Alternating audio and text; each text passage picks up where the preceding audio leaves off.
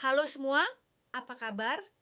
Sini deh, duduk dulu. Aku mau cerita sedikit ya tentang sesuatu yang belakangan ini mengganjal pikiranku. Begini, kita ini kan hidup di zaman yang serba cepat kan? Semua harus tepat waktu, efisien, dan sudah di-planning matang-matang. Coba aja lihat Shinkansen, si kereta super cepat Jepang itu. Mau badai atau gempa, nyampenya selalu on time, persis kayak yang tertulis di jadwal, nggak pernah meleset. Pertanyaannya nih, seberapa sering sih hidup kita tuh rasanya setepat itu? Kayaknya kita udah kerja keras banget ya. Kita udah gambaru, berusaha mati-matian mengejar target. Misalnya, ngejar promosi, pengen punya keluarga yang sempurna, atau pengen banget achieve personal goal tertentu. Begitu nyampe di puncak, begitu target itu kena, kadang suka ada rasa kosong kan? Kayak mikir, duh, ini buat apa ya semua perjuangan ini? Shinkansen kita sih nyampe loh tepat waktu. Tapi apa tempat tujuannya itu beneran ngasih arti dan makna buat kita? Nah, ini nih inti dari semua obrolan kita hari ini. Gimana kalau sebenarnya ikigai atau kalau bahasa Jepangnya alasan kita ada itu nggak bergantung seberapa keras kita dorong benih itu. Tapi justru tergantung dari tanah yang kita rawat, yang kita olah di dalam diri kita sendiri. Kamu tahu kan perumpamaan tentang penabur benih di Alkitab yang di Injil Matius pasal 13 itu loh. Ada petani yang nyebar benih, benihnya sama, nggak ada bedanya. Tapi hasilnya itu beda banget, tergantung di mana si benih itu jatuhnya. Jadi di cerita itu, benihnya nggak bermasalah. Benihnya itu kayak ide atau pengajaran yang bagus. Justru tanahnya yang jadi variabel utama kan? Kita sering banget nyalahin benihnya.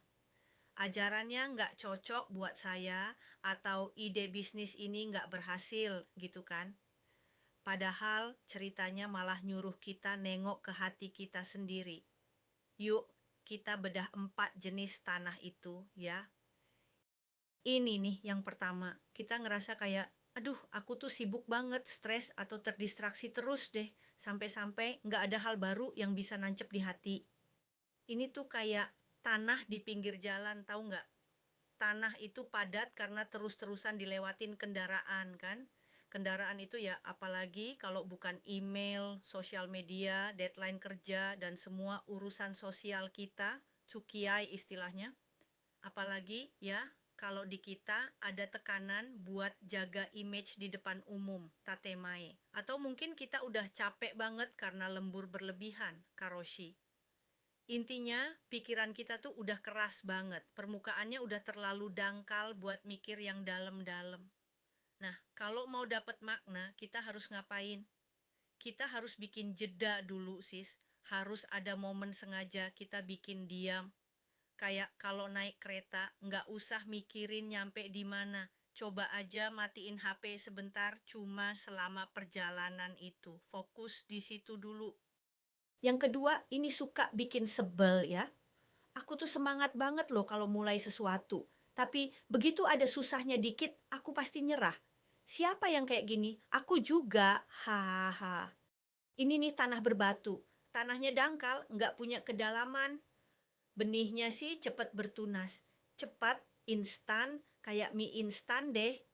Tapi begitu mataharinya panas, begitu kena masalah, kena kritikan, atau kena kegagalan, langsung aja layu, nggak pakai lama. Kita tuh suka tertarik banget sama tren atau hobi yang lagi viral. Tapi begitu tahu kalau butuh kerja keras dan waktu, semangatnya langsung hilang. Maunya kan hasilnya langsung jadi.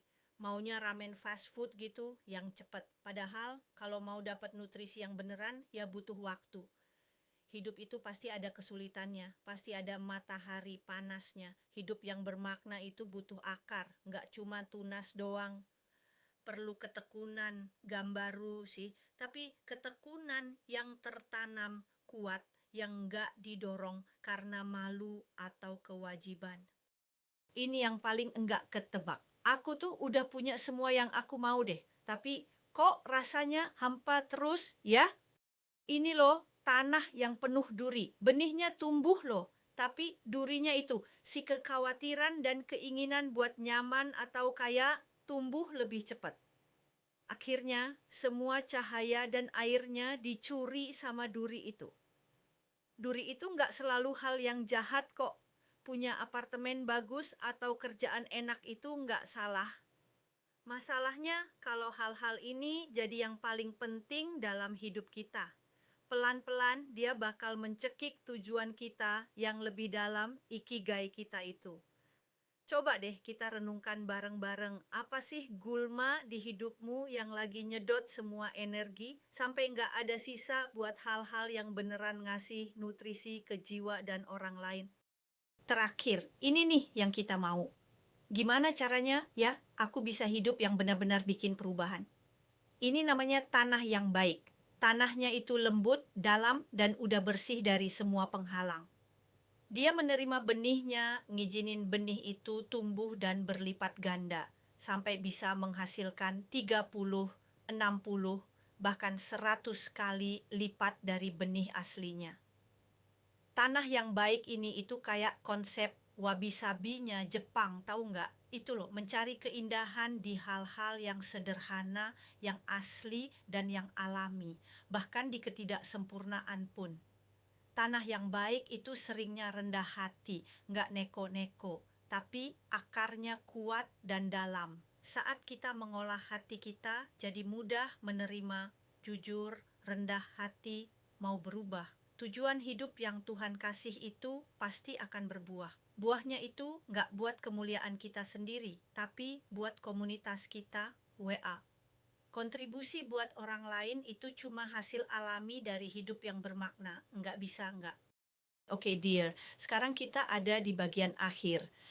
Coba kamu refleksikan baik-baik. Kamu itu bukan si benih dan kamu juga bukan si petani. Kamu itu adalah tanahnya. Benih harapan, makna, dan hidup baru itu terus-terusan ditebarkan di sekelilingmu. Jadi, ini tantangan buat seminggu ke depan. Nggak usah pusing-pusing mau ubah benihnya atau ubah dunia. Coba fokus ubah tanahmu dulu ya. Cari satu waktu diam yang kecil aja. 5 menit aja nggak apa-apa. Tanya ke diri sendiri, apa sih yang sekarang lagi bikin keras, bikin terganggu, atau lagi mencekik tujuan hidupku? Potensi sebuah benih itu baru bisa terbuka kalau dia diterima di lingkungan yang tepat. Kita ini punya sumber hidup yang janji bisa mengubah benih terkecil sekalipun jadi panen yang melimpah.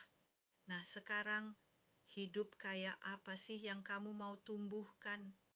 Kita udah ngobrolin ikigai, udah ngomongin tanah hati.